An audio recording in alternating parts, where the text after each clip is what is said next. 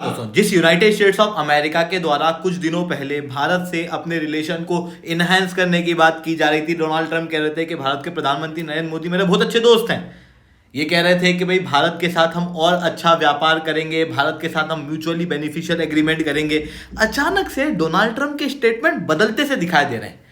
लगातार जो इनके स्टेप्स हैं वो अचानक से ऑपरेशन सिंदूर के बाद एंटी इंडिया देखने को मिल रहा है। आप क्लियरली यहां पर देख सकते हो। सबसे पहले कल एक इंटरव्यू के अंदर डोनाल्ड ट्रंप कहते हैं कि पाकिस्तान के जो लोग हैं वो बहुत अच्छा सामान बनाते हैं, मुझे लगता है मेरे को पाकिस्तान के साथ और व्यापार करना चाहिए। हालांकि इस बात के ऊपर इन्हें काफ़ी ज़्यादा ट्रोल भी किया जा रहा है कि एक्चुअल में पाकिस्तान के लोग क्या बना रहे हैं वो सब जानते हैं दुनिया में। बट इसके साथ में इन्होंने एक और स्टेटमेंट दिया। एक तरफ तो ये कह रहे थे कि पाकिस्तान बहुत अच्छा प्रोडक्ट बनाता है, हमको पाकिस्तान से अपने रिलेशन को इंप्रूव करना चाहिए, जबकि ओवरऑल रूप से अमेरिका का पाकिस्तान के साथ ट्रेड डेफिसिट ही है। दूसरी तरफ ये कहते हैं कि न्यू दिल्ली यानी कि इंडिया हाईएस्ट टैरिफ नेशन है वर्ल्ड के अंदर, ये 100% तक टैरिफ भारत घटाने की बात कर रहा है। मैं भी कोई रश में नहीं हूं, मैं आराम से करूंगा और भारत के जबरदस्ती टैरिफ जो है वो कम कराऊंगा। इस तरीके की बात यहां पर की गई। उसके बाद आप सब जानते हो कि पाकिस्तान को बहुत ज़्यादा मदद युद्ध के अंदर करी थी टर्की ने। इसी कारण से इंडिया बॉयकॉट टर्की कर रहा है, जिसकी वजह से टर्की और भारत के रिलेशन के ऊपर भी असर पड़ रहा है। इस बीच में अमेरिका टर्की के डिफेंस सेक्टर को प्रमोट कर रहा है, काटसा को कम कर रहा है। अब आप कहोगे सर टर्की तो नाटो का मेंबर है ना, तो अमेरिका तो कर ही सकता होगा, इसमें अलग क्या है। देखो अभी तक यूनाइटेड स्टेट्स ऑफ अमेरिका और टर्की के बीच के रिलेशन 2017 से लगभग गड़बड़ाए हुए थे डिफेंस सेक्टर के अंदर, क्योंकि टर्की ने रशिया का S-400 खरीद लिया था, जिसके बाद बकायदा अमेरिका ने टर्की के ऊपर काटसा के तहत सैंक्शंस लगाए हुए हैं। इवन F-35 का प्रोग्राम जो पहले टर्की के अंदर चल रहा था उससे टर्की को बाहर कर दिया गया। ये चीजें पहले की गई, मतलब टर्की के साथ डिफेंस रिलेशन पाकिस्तान के ही अच्छे थे, यूनाइटेड स्टेट्स ऑफ अमेरिका के अच्छे नहीं थे। बट उसके बाद में अब अपने रिलेशन जो है वो इंप्रूव कर रहे हैं। यूनाइटेड स्टेट्स ऑफ अमेरिका के संदर्भ में रिसेंटली आरसेप एर्डोगान ने कहा कि जब से मेरे दोस्त डोनाल्ड ट्रंप ऑफिस में आए हैं तब से काटसा का इफेक्ट जो है वो हमारे ऊपर से कम हो रहा है और आने वाले समय में हम काटसा को पूरी तरीके से ओवरकम ही कर जाएंगे। इवन भारत पाकिस्तान टर्की के अलावा अपनी सबसे बड़ी जंग लड़ रहा है आतंकवाद के खिलाफ। पर आप क्लियरली यहाँ पर देख सकते हो recently white house advisory board of ले लीडर्स बनाई गई। इसके अंदर 2 जिहादिस्ट, जिसमें से एक तो लश्कर तायबा के अंदर 2000 के अंदर ट्रेनिंग लेके आया हुआ आदमी है जो भारत के खिलाफ आतंकवादी गतिविधियों को प्रमोट भी करता है और इवन इंडियन पोजीशन के ऊपर फायर करने का भी जिम्मेदार रह चुका है। इस व्यक्ति को व्हाइट हाउस की पैनल के अंदर नियुक्त किया गया। इवन डोनाल्ड ट्रंप ने हाथ मिलाया इससे। ये सारी चीज़ें दर्शाती हैं कि कहीं ना कहीं अमेरिका का स्टैंड जो है वो बदलता हुआ दिखाई दे रहा है। अब बात आती है अमेरिका का स्टैंड बदला क्यों है। क्या सच में अमेरिका एंटी इंडिया ही हो चुका है या यहाँ पर कोई सी और गहरी बात है? इसे मैं शुभलिंग चौहान डिटेल में आप लोगों के साथ में चर्चा करूंगा।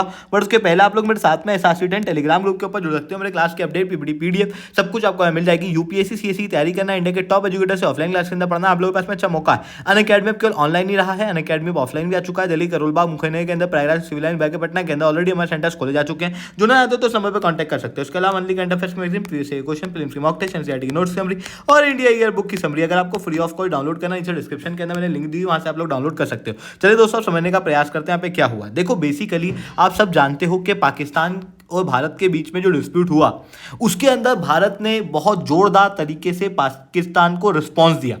पाकिस्तान के लगभग 11 मिलिट्री बेस उड़ा दिए गए।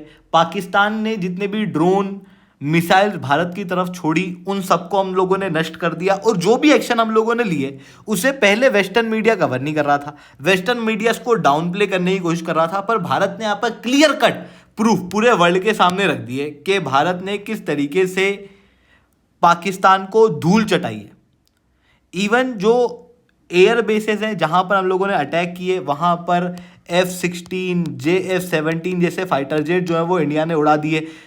पाकिस्तान के लगभग 20% एयर असेट्स भारत ने ध्वस्त कर दिए हैं।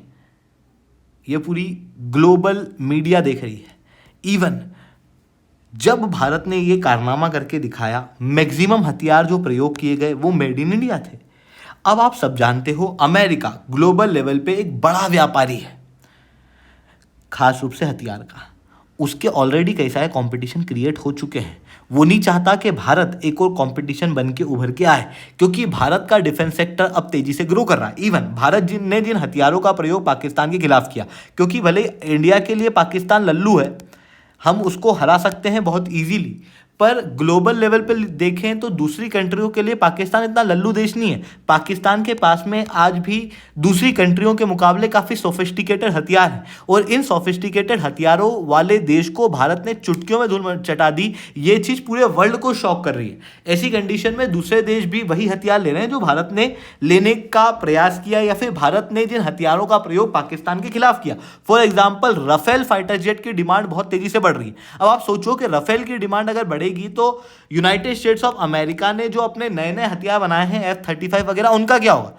अमेरिका को तो उनको बेचना है ना। इसी कारण से अमेरिका इंडिया को यहाँ पर डाउन प्ले कर रहा है। दूसरी तरफ डोनाल्ड ट्रंप का आपको सिंपल नेचर समझ में आया होगा, चाहे आप कनाडा के अंदर बात करो, चाहे आप यूरोप के अंदर बात करो, या कहीं भी। डोनाल्ड ट्रंप उस देश को ज़्यादा सपोर्ट करते आए हैं जो कि उनको बहुत ज़्यादा लल्लू चप्पू करता है, कहता है कि भाई डोनाल्ड ट्रंप ही बेस्ट है, जो डोनाल्ड ट्रंप कहेंगे हम तो वही करेंगे। उस तरीके की कंट्रियों को अधिकतर डोनाल्ड ट्रंप एडमिनिस्ट्रेशन द्वारा सपोर्ट किया जाता है, और जो भी कंट्री उनके खिलाफ थोड़ा भी कहती है तो ये चालू हो जाते हैं, ये अलग अलग स्टेप जो है वो उस कंट्री के खिलाफ लेना शुरू कर देते हैं। आप यूरोपियन यूनियन का केस ले लो, आप कनाडा का केस ले लो, आप मैक्सिको का केस ले लो, हर जगह आपको यही रवैया देखने को मिलेगा। इंडिया के केस में भी वही रवैया उठता हुआ दिखाई दे रहा है। भारत ने डोनाल्ड ट्रंप की इस पूरे इशू के अंदर एक नहीं चलने दी। आप सबको याद होगा जब भारत और पाकिस्तान के बीच में सीजफायर हुआ, डोनाल्ड ट्रंप आए, भारत को यहाँ पर अनाउंस नहीं करने दिया, पहले ये खुद ट्विटर पे आया और बोला कि भाई मैंने सीजफायर कराया है। शुरुआत में इन्होंने ये बात की, भारत ने क्लियरली कहा कि भाई कोई भी तीसरी कंट्री यहाँ पर इन्वॉल्व नहीं है। भारत ने ही पाकिस्तान पे इस तरीके से अटैक किया कि पाकिस्तान ने फिर भारत को फ़ोन लगाया कि चलो सीजफायर कर लेते हैं। यहाँ पर किसी तीसरी कंट्री का प्रेशर हमारे ऊपर नहीं था, ये हम लोगों ने क्लियर कर दिया। जिसके बाद डोनाल्ड ट्रंप को भी अपने स्टेटमेंट बदलने पड़े। पहले जो डोनाल्ड ट्रंप कह रहे थे कि भाई हम लोगों ने सीजफायर कराया है, रात भर हम लोगों ने बात की है, फिर इनको अपने स्टेटमेंट बदलने पड़े। इन्होंने कहा कि अरे मैं ये नहीं कहना चाह रहा था कि मैंने कराया, मैं तो ये कह रहा था कि मैंने मदद की।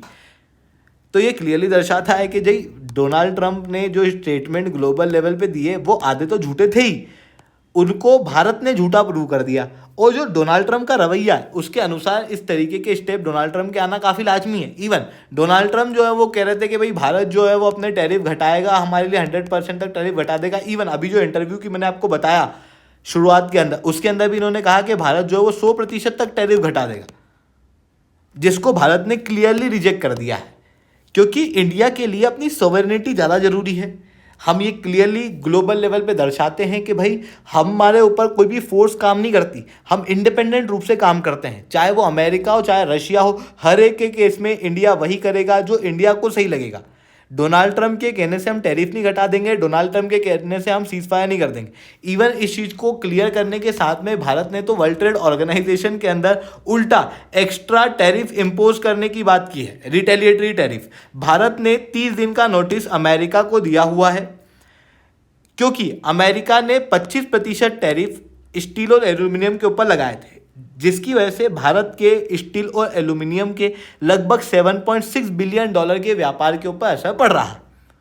भारत का कहना यह है कि ये जो टैरिफ अमेरिका ने लगाए थे ये general agreement on trade and tariff के और साथ में एग्रीमेंट ऑन सेफगार्ड के खिलाफ है। ऐसी कंडीशन में भारत के पास में बिल्कुल अधिकार है कि या तो अमेरिका को कहे कि भाई ये टैरिफ हटाओ, और अगर अमेरिका ये टैरिफ नहीं हटाता तो भारत जो अमेरिकन प्रोडक्ट को कंसेशन देता है उन कंसेशन को हटा देगा। ये हमारा अधिकार भी है और ये हमारी ड्यूटी भी है।